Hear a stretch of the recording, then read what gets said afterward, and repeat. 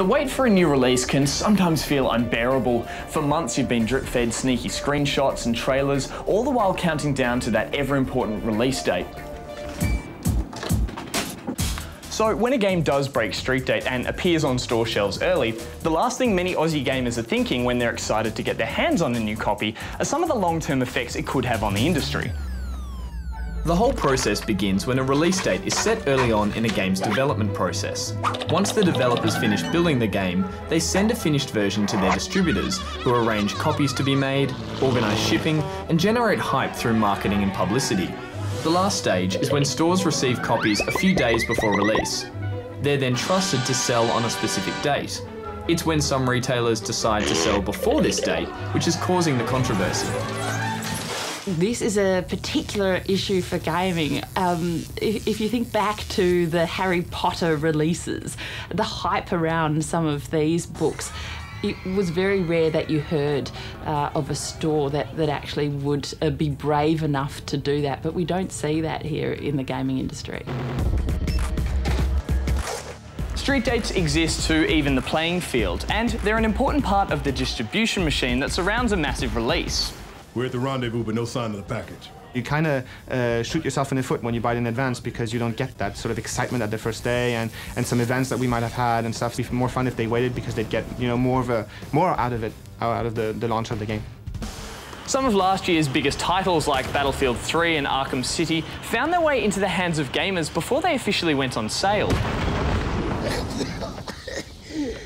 What are you waiting for? There was some confusion around Arkham City. The Catwoman DLC hadn't been activated worldwide because we hadn't hit the global street date. We were having a lot of complaints and a lot of issues with customers calling us saying my code isn't working for Catwoman, when in reality it actually hadn't been activated. I'm kind of disappointed.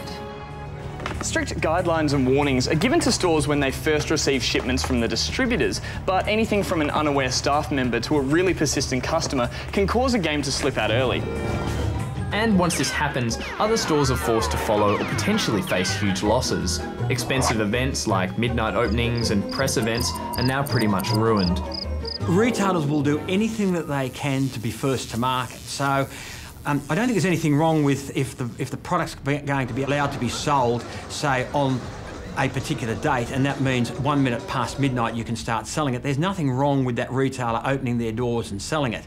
But for a retailer to, say, go out a day or 2 days before the marketing date, then yes, it's ethically very unreasonable of them, because that does make it difficult for the other retailers.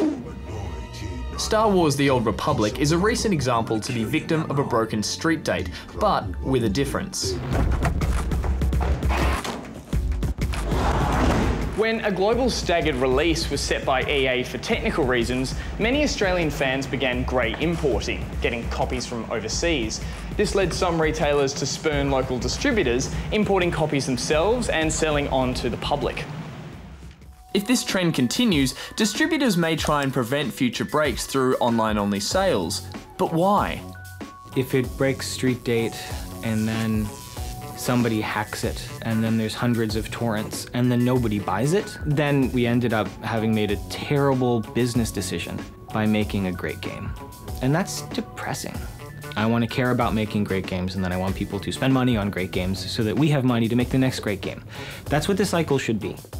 All this could eventually affect you and I. Stores may no longer accept pre-orders, they may stock lower quantities, or not receive copies of the game right up until the very day of release. Australia is a big country, and there are logistics in moving shipment and products around. So that could mean that customers may not have it on the actual release date if you live in Alice Springs and it doesn't get there in time. When you're a market the size of this country, probably anywhere from 3 to 5% of the global market, it is insignificant in comparison to some of the big European or US markets. And if this becomes the norm and the Skyrims and the Battlefields and the Arkham Cities continually break street dates, then what we're risking is a delay put on Australian releases across the board. That's something we don't want, it's something consumers and retailers don't want, but that is the path that we're going down.